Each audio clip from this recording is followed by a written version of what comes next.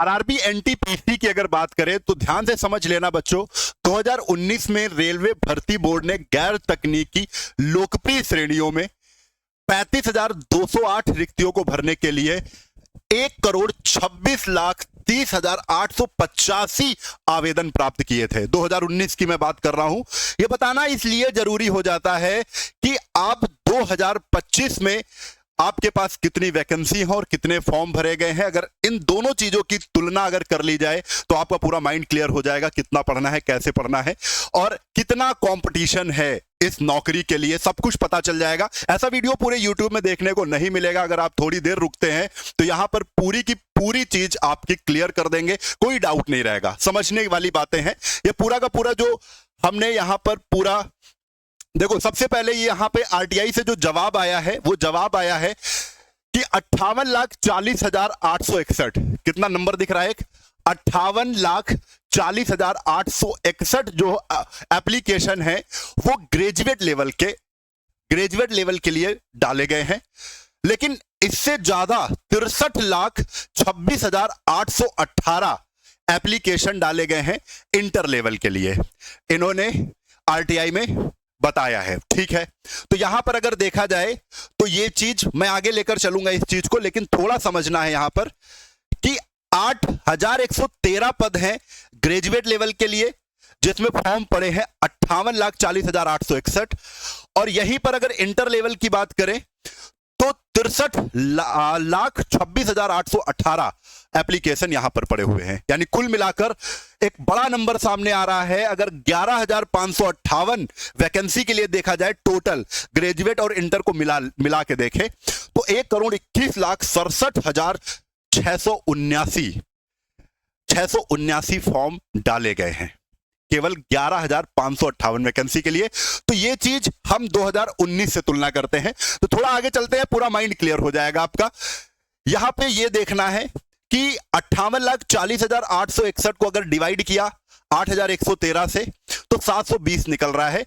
यानी जो graduate level जो एग्जाम हो रहा है उसमें जो लड़ाई है वो 720 कैंडिडेट की लड़ाई है एक सीट के लिए। ठीक है, अगर वही इंटर लेवल की बात करें तो वहां पर फॉर्म ज्यादा पड़े हैं। अच्छा, फॉर्म ज्यादा क्यों पड़ जाते हैं इंटर लेवल में? क्योंकि ग्रेजुएट लेवल वाले बच्चे भी इंटर लेवल में अप्लाई कर देते हैं और इंटर वाले जो बच्चे होते हैं वो ग्रेजुएट में अप्लाई नहीं कर पाते हैं। तो फॉर्म बिल्कुल बनी बात है कि फॉर्म जरूर ज्यादा पड़ेंगे इंटर लेवल वाले में, क्योंकि जो ग्रेजुएशन जिनका कंप्लीट है वो इंटर लेवल वाला भी एग्जाम देंगे, ग्रेजुएट लेवल वाला भी देंगे, है ना? समझ रहे हो? तो कंपटीशन टफ। पहले अगर ये बात करें इस एग्जाम से, ग्रेजुएट वाले से इंटर वाला जो एग्जाम है इंटर लेवल वाला, ये तो ज्यादा टफ हो जाता है। ठीक है, तो ये आसान है थोड़ा सा, ये ज्यादा टफ है। ये सब कुछ बात करेंगे। अब अगर ये देखा जाए तो यहां से ही समझ में आ रहा है, यहां 720 कैंडिडेट थे एक सीट के लिए, यहां पर 1836 कैंडिडेट हो गए एक सीट के लिए, यानी एक सीट पर 1836। अब ऐसा आपको लग रहा होगा यार बड़ा एग्जाम कठिन है, तो कठिन नहीं है। अगर आप ये गणित समझ गए तो आपको पढ़ने में मन लगेगा और आप एक सीधी राह में तैयारी कर सकोगे। बहुत अच्छे से आपको समझा देंगे हम। तो अगर टोटल की बात करें, क्योंकि टोटल पे ज्यादा फोकस करना है, हमें कहीं और देखना नहीं है, टोटल पे ज्यादा फोकस करना है कि 1,21,00,000 को अगर हमने 11,558 से डिवाइड किया तो कुछ 1053 आ रहा है। यानी 1,053 बच्चे लड़ाई कर रहे हैं एक सीट के लिए। ठीक है सर जी, ये तो आंकड़ा आपने, ये वाला आंकड़ा आपने बता दिया 2025 का। तो इसके आगे चलते हैं, यहां पर पूरा क्लियर हो गया है। यहां पर इसलिए मैं ये 2019 का डाटा आपको बता रहा हूं कि जब 35,000 भर्ती आई थी, कितनी? 35,000 भर्ती आई थी, तब फॉर्म पड़ा था 1,26,000, सॉरी 1,26,00,000, तब 1,26,000, और इस बार 1,21,00,000 तब भी है। और जो इस समय वैकेंसी है वो तिहाई भी नहीं है, 11,558 है। 11 3 33 यानी तिहाई से भी कम है। तो आप यहां से देख सकते हो, अगर 1,26,30,885 को मैंने 35,377 से डिवाइड किया तो पिछली बार का कंपटीशन आपके सामने दिख रहा है। क्या कंपटीशन दिख रहा है? 358 बच्चे एक सीट के लिए लड़ाई करते हुए दिख रहे हैं। कब? पिछली बार के लिए। अब यही चीज अगर यहां पर देखा जाए तो ग्रेजुएट लेवल की, ये तो आपको पता ही था, 24,649, और उस समय इंटर लेवल में 10,628 थे, यानी कुल मिलाकर 35,377 पद 2019 में थे। लेकिन पूरा मामला हम आपको यहां पर क्लियर होते दिख रहा है। यहां पर देखो, यहां पर जो बच्चे समझ जाएंगे उनको पूरा समझ में आ जाएगा कि एक सीट पर 2019 में एक सीट पर 358 कैंडिडेट हैं, 2025 में एक सीट पर 1053 कैंडिडेट हैं। यार पहले 2019 से 2025 में एग्जाम तो टफ हो गया। कितना टफ हो गया? 3 गुना। यानी एक लड़ाई, एक सीट पर पहले 358 बच्चे थे, वहीं इस बार एक सीट पर 1053 बच्चे दिख रहे हैं। लगभग 3 गुना एग्जाम टफ हो गया है। ठीक है, अब आपको बड़ी दिक्कत है भाई, ये तो कंफर्म है कि तो एग्जाम तो टफ हुआ है। ठीक है, क्यों? जो पहले हम लोग जब पढ़ाई कर रहे थे 2019 में, तब इतना ज्यादा ऑनलाइन का संसाधन नहीं था। अब ऑनलाइन में भी बच्चे अपने मनपसंद टीचर से पढ़ रहे हैं, अच्छे से अच्छे पढ़ाई कर रहे हैं। ठीक है, और इसके साथ साथ 2019 से 2025 में अगर ये आंकड़ा भी देखें तो कट ऑफ सीबीटी 1 के लिए जरूर बढ़ेगी। और ये वीडियो मैं सीबीटी 1 के लिए इसलिए बना रहा हूं क्योंकि आपको सीबीटी 1 ही क्लियर करना है। मेन लड़ाई सीबीटी 1 की ही है। बाद में सीबीटी 2 तो अपने आप क्लियर होगा, उसके लिए मैं खुद बता दूंगा कि क्या करना है। लेकिन जो असली लड़ाई है बच्चे, वो सीबीटी 1 की है। ठीक है, मैं एक और वीडियो बनाऊंगा, लेकिन अभी आप इसको समझना है कि कट ऑफ तो बढ़ेगी, ये 100% डन है पहली वाली कट ऑफ से। तो भाई कट ऑफ कितनी गई थी, और कट ऑफ पे बात कर लेते हैं। यहां पर स्टेशन मास्टर की कट ऑफ, आरआरबी एनटीपीसी मैं लेके चल रहा हूं। सीबीटी 1 की जो कट ऑफ है, देखो जनरल की कट ऑफ देख लो, सब 80 के ऊपर है। 88, 86, 85, 85, 85, 85, 84 जोन सारे लगे हुए हैं इधर। ठीक है, एससी की देख लो, सब लगभग 70 के ऊपर है। 70, 69, 74, 78, 74, 72, 70 चल रही लाइन। ये लाइन लगभग 60 वाली चल रही है। ओबीसी की लाइन भी लगभग 80 के आगे ही चल रही है। 84, 80, 82। मतलब अगर जनरल और ओबीसी में कंपेयर करें तो 3 से 4 नंबर ही कम है। बस 3 से 4 नंबर या 5 नंबर कम, इससे ज्यादा कम ओबीसी की कट ऑफ नहीं है। ठीक है, ईडब्ल्यूएस की कट ऑफ देखें तो लगभग बराबर ही है। जनरल से 2-3 नंबर का अगर अंतर हो तो अंतर हो, नहीं तो लगभग, हाँ देखो 88 है, जैसे यहाँ 83 हो गया, 5 नंबर कम हो गए। 86 है, यहाँ 81, इसमें भी 4 से 5 नंबर की आपको कमी देखने को मिलेगी ईडब्ल्यूएस में, कट ऑफ में। ये मैं इसलिए दिखा रहा हूं, जैसे यहां पर देख लो, ये कुछ जोन यहां पर भी हैं, जैसे भुवनेश्वर, गोरखपुर, इसकी भी कट ऑफ लगी है। लगभग वही आंकड़ा चल रहा है पूरे में। तो ये मैं इसलिए दिखा रहा हूं बच्चों, क्योंकि इससे एक बात आपको पूरी की पूरी क्लियर हो जाएगी कि अब जो कुछ बच्चे ये भी सोच रहे होंगे, सर ये जो कट ऑफ 82 नंबर है, तो क्या 82 ही क्वेश्चन सही करके आया होगा बच्चा? नहीं बच्चे, ये नॉर्मलाइजेशन वाला स्कोर है।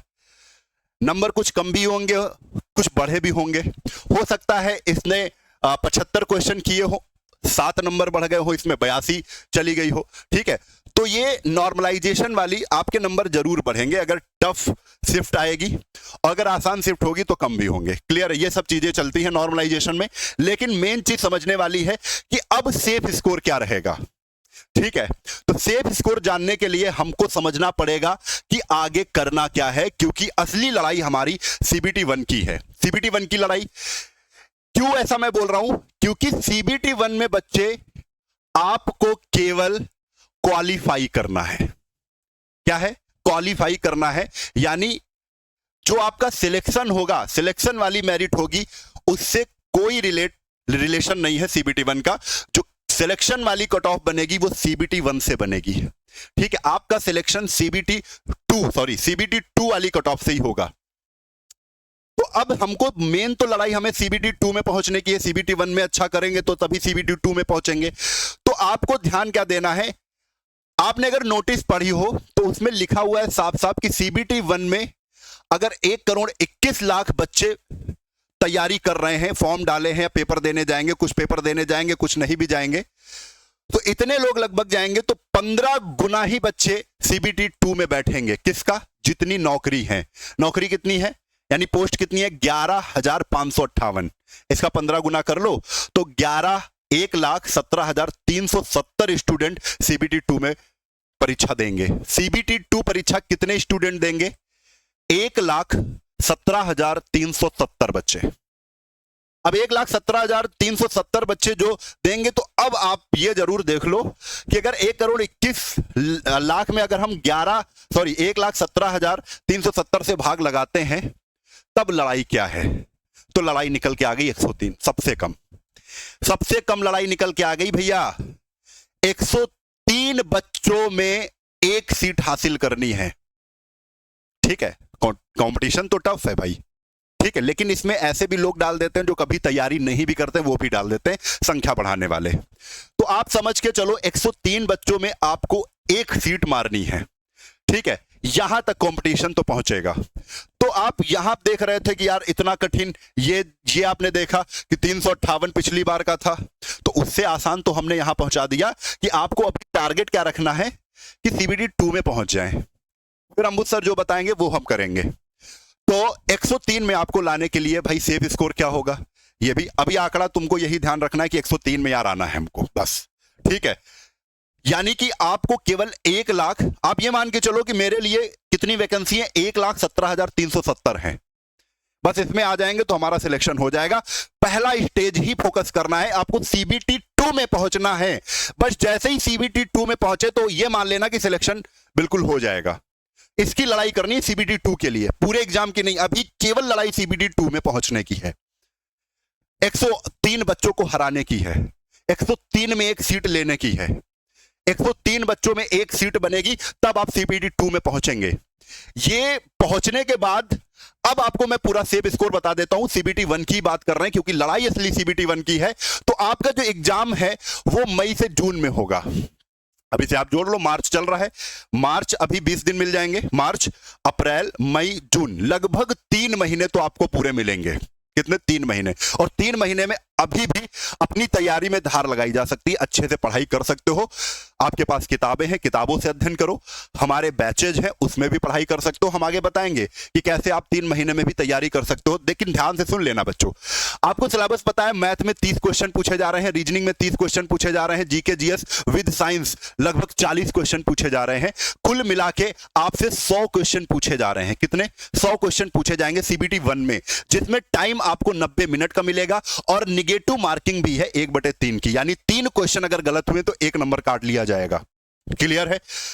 अब हम जो सेफ स्कोर की अगर बात करें तो भाई मैथ में आप 30 में लगभग 28 प्लस की तैयारी करके चलो, सिलेक्शन लेना है अगर तो। रीजनिंग में 30 में आप 28 प्लस की तैयारी करके चलो। जीके जीएस में 40 में 25 से ज्यादा नंबर लाने की तैयारी करो। अभी से प्लान बना लो, अभी से बिल्कुल जुट जाओ कि मुझे जितने भी मॉक टेस्ट दे रहे हैं, जितनी भी हम एसटी दे रहे हैं, उसमें आपको 81-80 के ऊपर ही लाने का आपको टारगेट करना चाहिए। हमारे हिसाब से जो जितना मैंने पिछली कट ऑफ को देखते हुए मैं 2025 में सीबीटी 1 के लिए सेफ स्कोर बता सकता हूं, ये हमारे हिसाब से है कि जनरल 81 के ऊपर आप सेफ हो। ठीक है, ओबीसी 79 के ऊपर सेफ हो, ईडब्ल्यूएस 80 के ऊपर सेफ हो, एससी 75 के ऊपर सेफ हो, एसटी 70 के ऊपर सेफ हो। इतना अगर आप कर लोगे तो कोई भैया रोक नहीं सकता है सीबीटी 2 में पहुंचने के लिए। और सीबीटी 2 में ही पहुंचना असली लड़ाई है, मेन लड़ाई हमारी सीबीटी 2 में पहुंचने की है। अभी केवल इतना ही आपको समझना है, यार मुझे किसी भी तरीके से सीबीटी 2 में पहुंचना, उसके बाद देखा जाएगा। क्लियर है? अब ये नंबर कैसे आएंगे उसकी तैयारी हम बताने के लिए हमारे कुछ बैचेज चल रहे हैं। आप हमारे बैच में आ सकते हैं, अगर कहीं भी पढ़ रहे हैं तब कोई दिक्कत नहीं है। ठीक है, अगर आप हमारे जो भी डेमो क्लासेस है वो देखना चाहते हैं तो YouTube पे बहुत क्लासेस हमारी पड़ी हुई हैं, जिसमें मैं मैथ्स पढ़ाता हूं, राघव सर जीके जीएस पढ़ाते हैं, लूसेंट से पूरा पढ़ा के रख देते हैं, सचान सर साइंस पढ़ाते हैं, राहुल सर पूरा स्टैटिक जीके पढ़ाते हैं, सुधांशु सर रीजनिंग पढ़ाते हैं। पूरी फैकल्टी अपने अपने विषयों में पारंगत है, जिसके साथ में हम एक बैच, एक्सप्रेस बैच की जिसकी बात कर रहे हैं वो हम लॉन्च कर चुके हैं। ठीक है, रेलवे फाउंडेशन बैच है। अब इसमें आप ये सोच रहे होंगे कि ये रेलवे फाउंडेशन बैच किस टाइप का बैच है, तो इसमें आप अगर group D, NTPC, LP technician या आरपीएफ कांस्टेबल या आरपीएफएसआई रेलवे के किसी भी एग्जाम की तैयारी कर रहे हैं तो ये उस रेलवे का फाउंडेशन बैच है। एक्सप्रेस बैच नाम से आपको हमारे एप्लीकेशन पे मिल जाएगा। जो 1999 आपको जो प्राइस दिख रहा है वो आपको प्राइस इस टाइम पे पूरा का पूरा, क्योंकि आपके पास केवल 3 से 3.5 महीने का समय बचा हुआ है, पूरा 50% आपको डिस्काउंट मिल जाएगा। आपको कूपन कोड लगाना है राम 50। क्या लगाना है? राम कूपन कोड लगाना है। आपको तुरंत ये बैच 1000 रुपए यानी 999 रुपए में मिल जाएगा। अब 999 में ये सभी बैच आपको मिल जाएंगे, ग्रुप डी के लिए भी मिल जाएगा, सारे बैच मिल जाएंगे। ठीक है। अब जो बच्चे केवल एनटीपीसी के लिए तैयारी करना चाहते हैं उसके लिए भी बैच आपको मिल जाएगा। आप हमारे एप्लीकेशन पर जाएंगे, वहां पर सारे टाइप के बैच हैं। ठीक है। आप उनमें से जो भी तैयारी, अब मेरे हिसाब से अगर आप ग्रुप डी का भी फॉर्म डाले होंगे, एनटीपीसी का भी डाले होंगे, तो फाउंडेशन बैच आपके लिए बेस्ट है कि अगर एनटीपीसी में नहीं हो रहा है तो हम अगली तैयारी ग्रुप डी की करेंगे। ठीक है। तो अगर कोई दिक्कत आ रही है तो इस नंबर पे कॉल कर लेना, सारी जानकारी मिल जाएगी। अगर हमारे बैच से आपको पढ़ना है या हमारे किसी भी टीचर से इंडिविजुअल भी पढ़ना है, अगर मैथ्स केवल पढ़ना है तो आप हमसे पढ़ेंगे, हमारे बैच चल रहे हैं मैथ के, वो सब कुछ कर सकते हैं। ठीक है। तो भाई मेन मुद्दा है हमें आपका सिलेक्शन दिलाने का, और सिलेक्शन में आपको सेव स्कोर यही माइंड में सेट करके चलना है कि भाई जो भी हम एसटी या स्पीड टेस्ट दे रहे हैं या जो भी मॉक टेस्ट दे रहे हैं उसमें हमारे जो नंबर है वो भाई इसी टाइप के आने चाहिए। अगर ईडब्ल्यूएस से है तो 80 के ऊपर ही आपको रखना है, मजबूरी है, क्योंकि कंपटीशन थोड़ा सा टफ है इस बार। ठीक है। ये बिल्कुल नहीं नकारा जा सकता है कि यार नहीं इस बार मजा आ जाएगी, नहीं मजा नहीं आएगी, लेकिन थोड़ी मेहनत करनी पड़ेगी। क्लियर है ना? तो ये बात आपको हमने बता दी है, पूरा का पूरा माइंड आपका क्लियर कर दिया होगा। अगर कोई डाउट है तो आप कमेंट बॉक्स में पूछ सकते हैं। ठीक है। और एनटीपीसी के लगातार वीडियोस हम देते रहेंगे। अगर बच्चे जुड़े हुए हैं तो निश्चित सफलता हासिल करेंगे। तब तक के लिए जय हिंद, जय भारत, वंदे मातरम, इंकलाब जिंदाबाद, भारत माता की जय।